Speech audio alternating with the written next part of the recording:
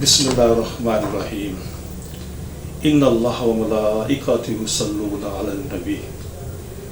या अय्युहल्लज़ीना आमनु सल्लु अलैहि व सल्लिमु तस्लीमा। अल्लाहुम्मा सल्लि अला मुहम्मद व आले मुहम्मद। मोहतरम नाज़रीन, मैं हूँ आपका मेज़बान Hakim Dilshad Hussain Tabassum, member American infertility association USA। मोहतरम नाज़रीन, हस्ब साबिक आज भी हमारे पास ढेरों मुफीद मालूमात मौजूद हैं जो बेऔलाद मरीज़ों के लिए यकीनन एक उम्मीद का पैगाम होंगे। मोहतरम नाज़रीन, हमारी दुआ है कि हर आंगन औलाद की खुशियों से महकता रहे, लेकिन अगर खुदा न खास्ता आप में से कोई भी कपल औलाद जैसी नेमत से महरूम है तो हमारी तिबी तहकीक से ज़रूर फ़ायदा उठाइए। हमारे इस प्रोग्राम की अहम डिस्कशन चलती रहेंगी। आपसे गुजारिश है कि हमारे इस प्रोग्राम को सब्सक्राइब करें, लाइक करें, शेयर करें ताकि हमारी आने वाली तमाम वीडियोस आप तक आसानी से पहुंच सकें। मोहतरम नाज़रीन, हमारा आज का जो मौजू है वो है छिलका इसबगोल। आमतौर पर इसे इसबगोल की भूसी भी कहते हैं और इसके हस्क भी कहते हैं। तो कुदरत ने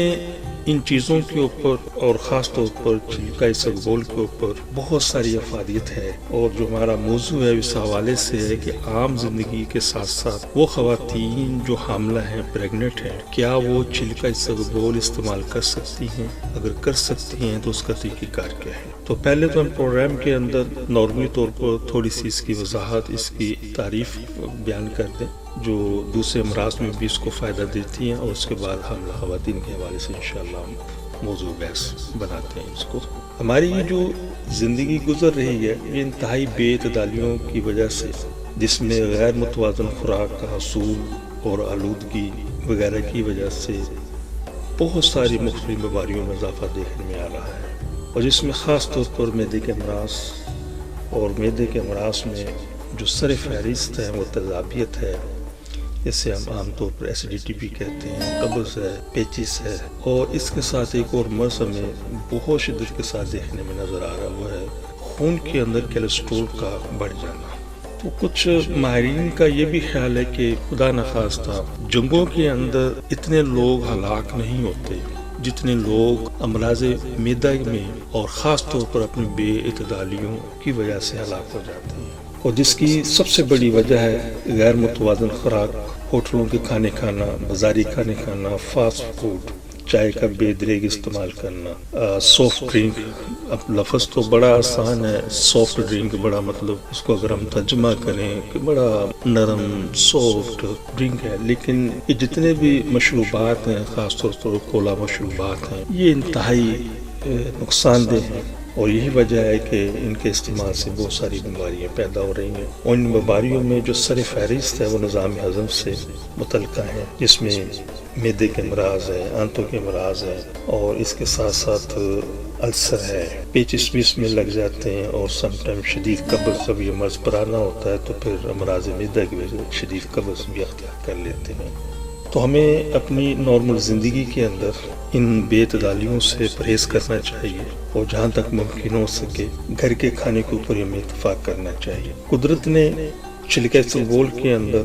बहुत सारे अमराज को ख़त्म करने का एक निज़ाम इसमें रखा है, और स्पेशली अमराज मैदा के हवाले से, अमराज मैदा के अंदर जो सर फहरिस्त है अल्सर के हवाले से, जिसे हम आम लफ्ज़ों में मैदे का ज़ख़म भी कहते हैं। तो बड़ी एक खूबसूरत चीज़ इसमें आपसे मैं शेयर करना चाहता हूँ, और वो ये है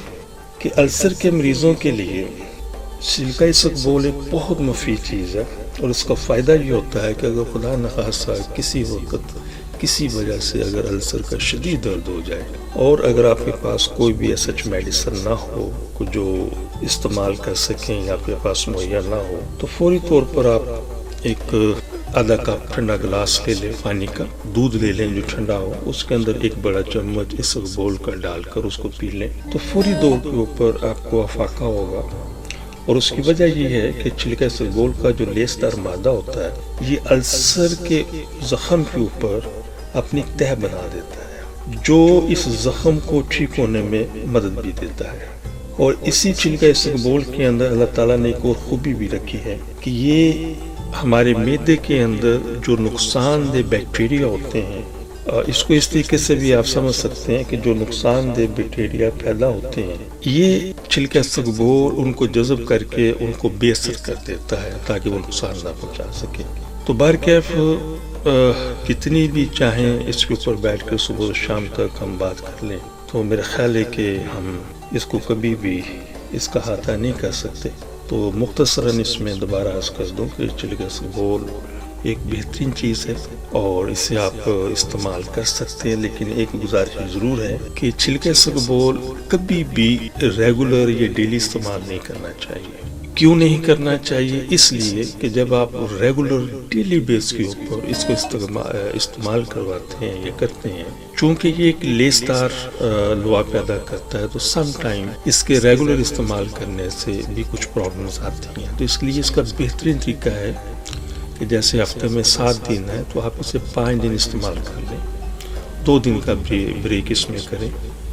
یا 3 دن مسلسل استعمال کر کے 1 دن کا بریک کریں۔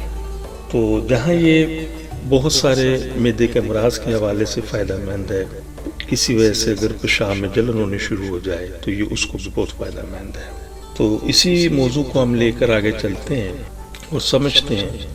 کہ خاص طور پر وہ جو حاملہ خواتین ہیں، جب وہ حمل کے دوران ہوتی ہیں تو عموماً بعض خواتین کو قبض ہو جاتی ہے، جسے ہم کانسٹیپیشن بھی کہتے ہیں، اور بعض خواتین کو شدید قبض ہو جاتی ہے۔ تو ایک چیز سمجھنے کے لیے ضرورت ہے، وہ یہ ہے جس وقت حاملہ خواتین کو قبض ہو جاتی ہے تو قبض کو ختم کرنے والی جو ادویات ہوتی ہیں یہ بہت محتاط انداز میں استعمال کرنی چاہیے۔ اور میرا مشورہ ہمیشہ حاملہ خواتین کو یہ رہے گا کہ کبھی بھی آپ بغیر اپنے معالج کے مشورے کے دوران پریگنینسی کبھی بھی قبض کے لیے میڈیسن استعمال نہ کریں، اور اگر اس کی اشد ضرورت محسوس کرتے ہیں تو اپنے معالج سے مشورہ ضرور کریں۔ اور اس ضمن کے اندر چھلکا اسقبول ایک بے ضرر چیز ہے جس کا کسی بھی حوالے سے زچہ اور بچہ پر کوئی نقصان نہیں پہنچتا، حمل کے اوپر کوئی نقصانات نہیں آتے۔ تو اس لیے حاملہ خواتین قبض کے لیے چھلکا اسقبول استعمال کر سکتی ہیں،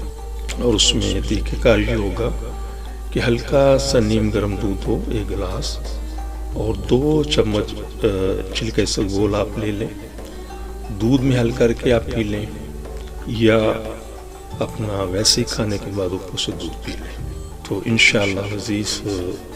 بہت فائدہ مند ہوگا۔ اور اگر آپ حمل کے بعد ایسی خواتین جو اکثر بیشتر حمل سے پہلے بھی انہیں کانسٹیپیشن یا قبض کی شکایت رہتی ہے، تو دوران حمل میں بھی ہفتے میں 1 یا 2 مرتبہ 3 مرتبہ یہ بے فکر ہو کر آپ لے سکتے ہیں، اور انشاءاللہ آپ کو اس سے بہت سارے آپ کو فائدے ملیں گے۔ محترم ناظرین، ہماری دعا ہے کہ ہر آنگن اولاد کی خوشیوں سے مہکتا رہے، لیکن اگر خدا نخواستہ کوئی بھی کپل ابھی تک اولاد جیسی نعمت سے محروم ہے تو ہماری طبی تحقیق سے ضرور فائدہ اٹھائیے، اور وہ خواتین و حضرات جنہیں ڈاکٹر حضرات نے IVF، IUI، ICSI یا دیگر کسی بھی حوالے سے ٹیسٹ بیبی کا مشورہ دیا ہے، تو ہماری ان سے بڑی مؤدبانہ گزارش ہے کہ ان تمام چیزوں سے، ان تمام سلسلوں سے پہلے ایک مرتبہ ہم سے ضرور کنسلٹ کریں۔ انشاءاللہ ان چیزوں کی ضرورت باقی نہیں رہے گی۔ اب میں آپ سے اجازت چاہوں گا اپنے اس پروگرام سے، تو دوبارہ ایک پھر عرض کرتا چلوں کہ اگر کسی بھی حوالے سے اگر کوئی چیز آپ پوچھنا چاہیں تو آپ مجھ سے فون پر رابطہ کر سکتے ہیں، یا وقت لے کر میرے کلینک پر تشریف لا سکتے ہیں۔ اپنی دعا میں یاد رکھیے گا۔ بہت شکریہ۔ السلام علیکم ورحمۃ اللہ وبرکاتہ۔ پاکستان زندہ باد۔ آپ سے گزارش ہے کہ ہمارے اس پروگرام کو سبسکرائب کریں،